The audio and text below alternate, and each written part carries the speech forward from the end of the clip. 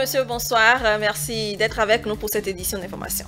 Les membres de la Fédération Adjata-Do du Septentrion, réunis au sein de leur association, ont passé en revue les réalisations du programme d'action gouvernementale, et ceci à travers une déclaration lue par leur coordonnateur. Vous aurez les précisions dans cette édition.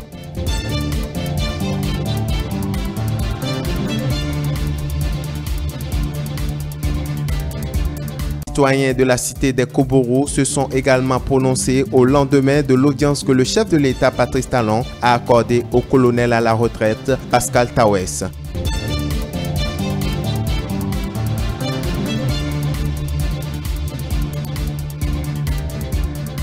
Et puis, lancement de l'opération de distribution des cartes nationales d'identité biométrique. C'est le gestionnaire mandataire de l'Agence nationale d'identification des personnes ANIP qui a procédé à l'opération.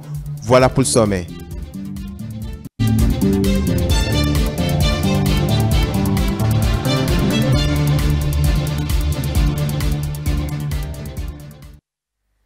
Les membres des fédérations Adjata-Do du Septentrion en général et de Parakou en particulier ont passé en revue les actions de développement du gouvernement. Occasion pour eux de faire savoir que la dynamique en cours doit être pérenne. C'est à travers donc une déclaration faite ce jeudi. Suivez donc le coordonnateur du regroupement.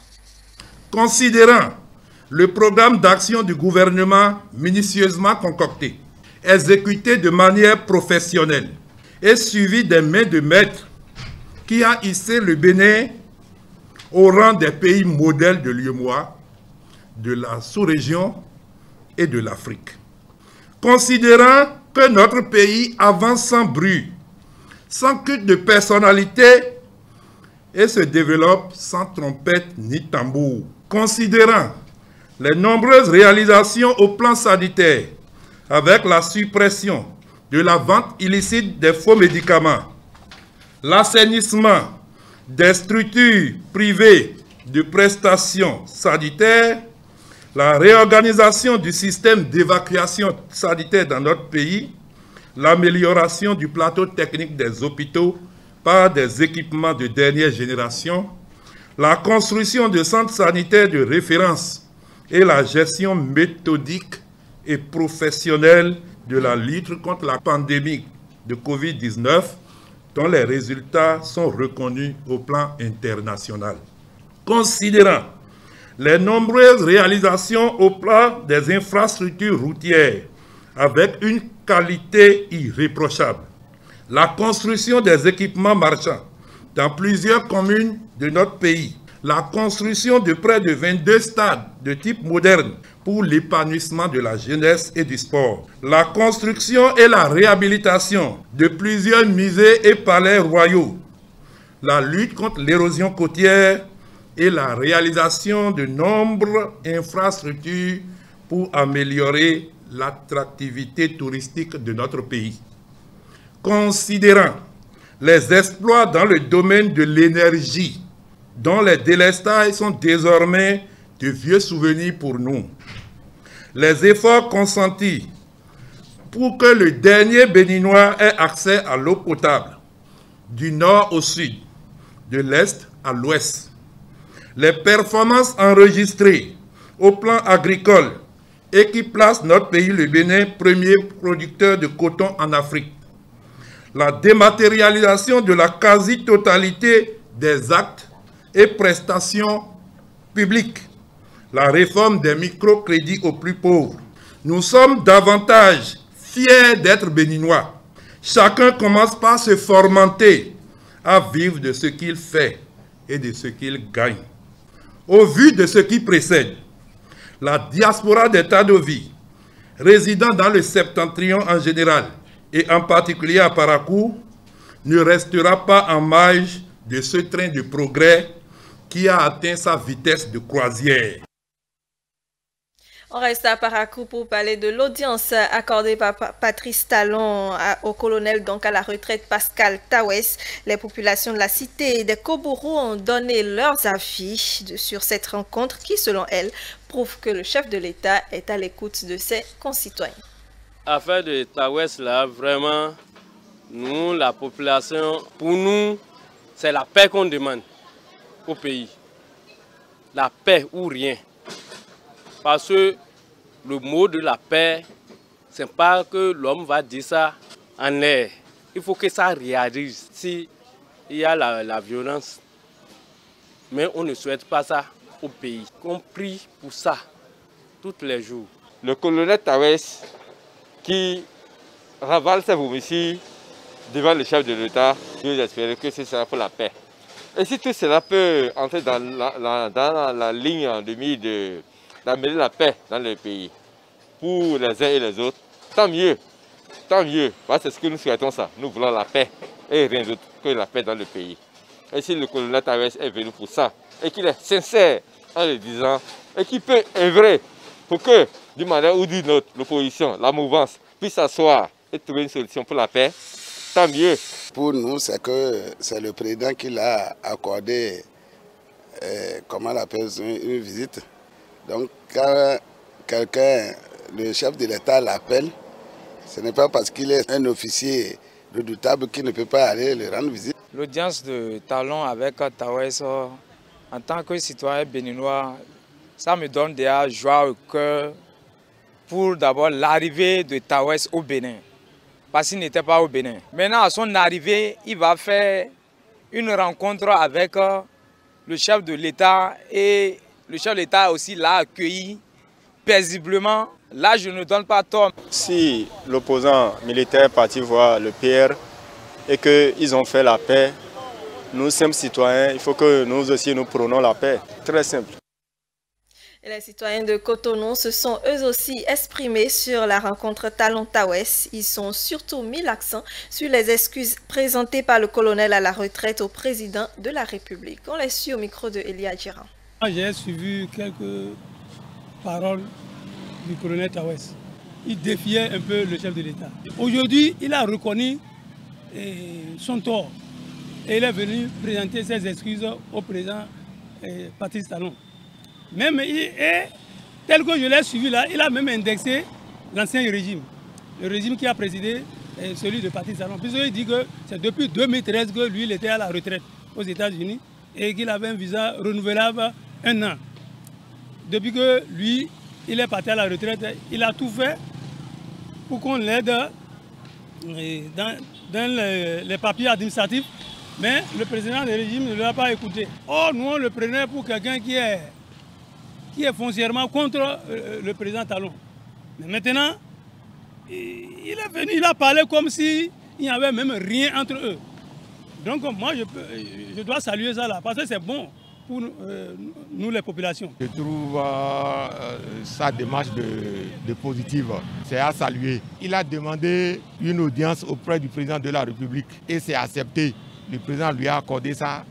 Ils se sont vus, ils se sont parlé, ils se sont entendus. Donc moi je trouve que c'est une très bonne chose. Il a fait le sens du patriotisme. Il a présenté ses excuses au président de la République en tant que père de la nation. C'est quelque chose qu'il faut féliciter. Je trouve qu'il s'est rendu à l'évidence et puisque j'ai suivi à la télé, il disait que quand on est à distance, quand on est loin du pays, on reçoit des informations qui irritent. Mais quand l'on se rapproche de la réalité, l'on se rend compte que c'est tout à fait autre chose. Donc je trouve que M. Tawes s'est rendu à l'évidence et il s'est démystifié. Le chef de l'État, il est le seul maître à ordonner tout ce qu'il faut pour lui. Et quand j'ai quelqu'un de force en face de moi, je ne peux que faire la couberte, faire l'âne pour avoir du foin. Il veut avoir solution à un problème. Celui qui doit donner solution à son problème, c'est le chef de l'État. Il est obligé de se rapprocher de lui. Et je crois que les propos qu'il venait de tenir, c'est bon. Patrice Talon, c'est le bon Dieu qui l'a envoyé de nous sauver. Lui, il est venu pour réparer à cause de nos arrières. Il est venu pour faire du bien dans le pays. Tout ce qu'il fait, c'est bon pour moi. C'est un homme solidaire. Il est encouragé parce que bon, c'est l'homme qu'il faut. C'est l'homme qu'il faut pour l'avancement de la nation. C'est à saluer. Je veux que nous, les citoyens, lambda ou autres, prennent ça comme leçon, quoi. Et il faut dire que les élections au Bénin font toujours place à des moments festifs et pour maintenir ce rythme, les jeunes ont un rôle particulier à jouer en cette veille de l'élection présidentielle. Quels sont donc les comportements que doivent avoir les jeunes pour une élection apaisée? Réponse dans cet élément. Le Bénin, depuis plusieurs années, prouve la grandeur de sa démocratie à travers l'organisation de scrutins pacifiques.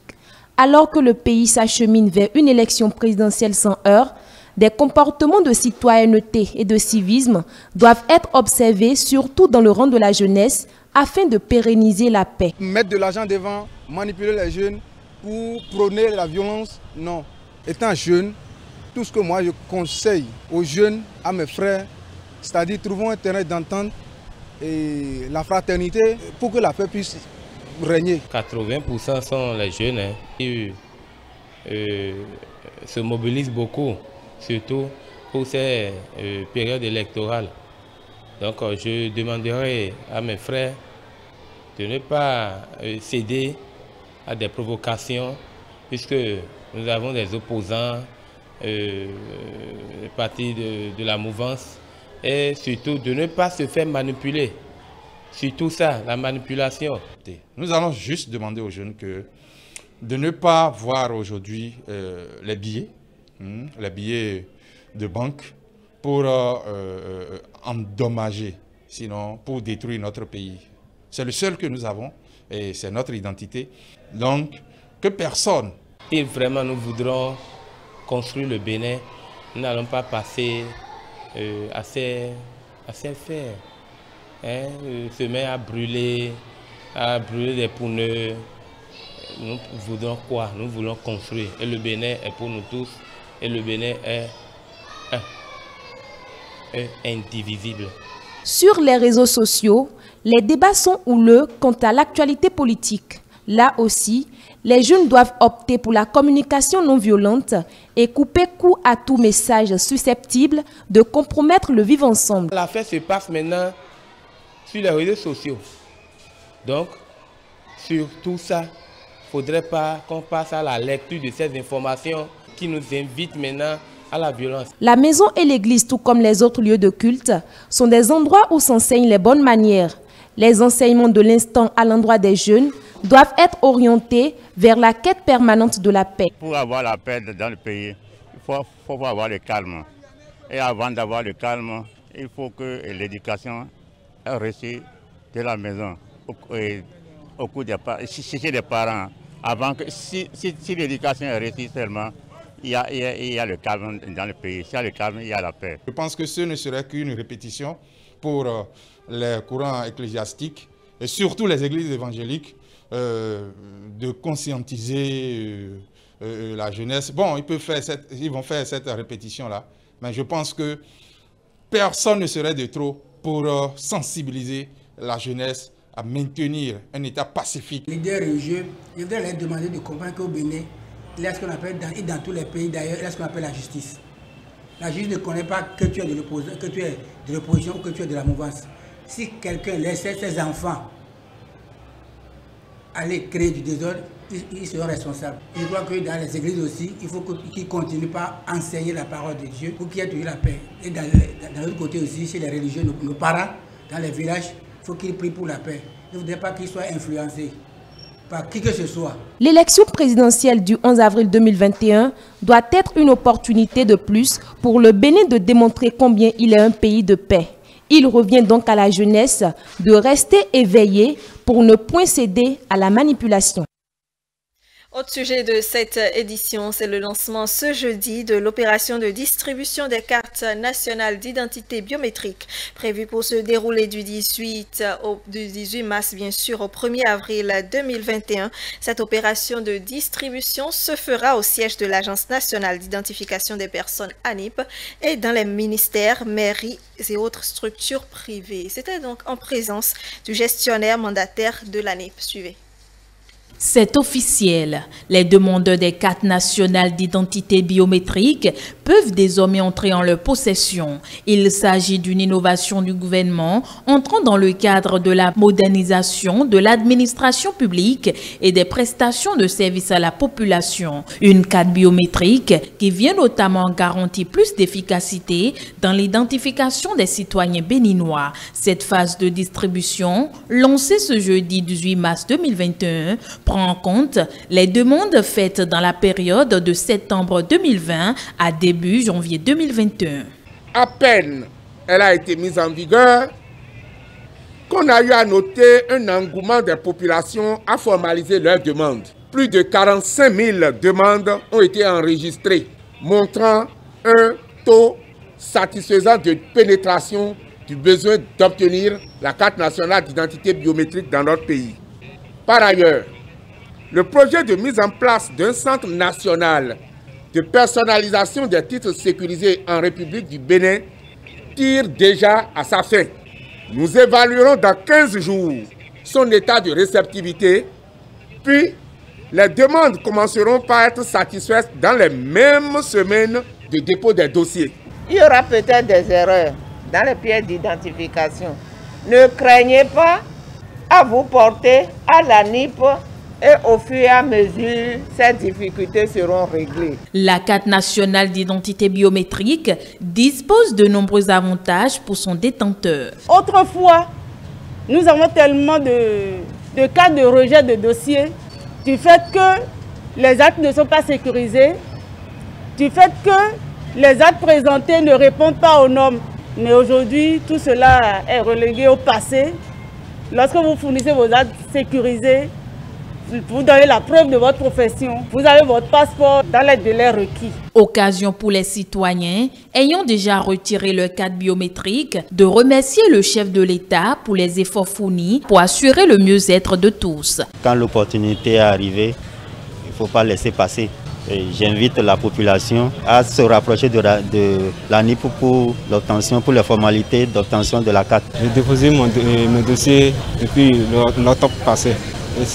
Aujourd'hui, ça s'est sorti et ils m'ont appelé.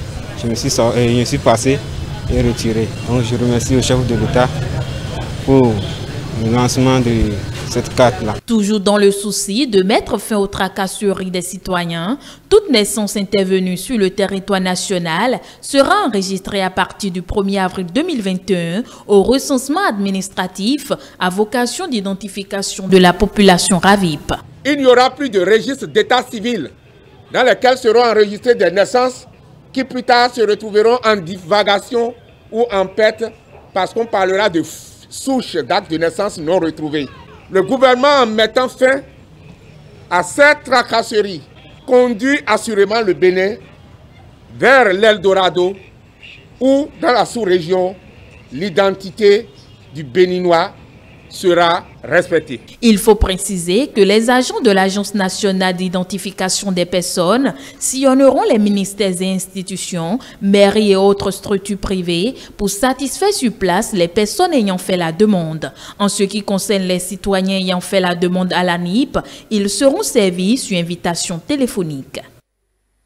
Et puis, en prélude à l'événement La Nuit des Hôtesses, prévu pour se tenir demain 19 mars 2021, le Rotary Club de Cotonou Rive-Gauche, en collaboration avec l'agence Delors Event, a organisé ce mercredi une campagne de dons de sang. L'initiative, à en croire les initiateurs, vise à pallier un tant soit peu le déficit constaté dans les banques de sang. Aziza Chamon.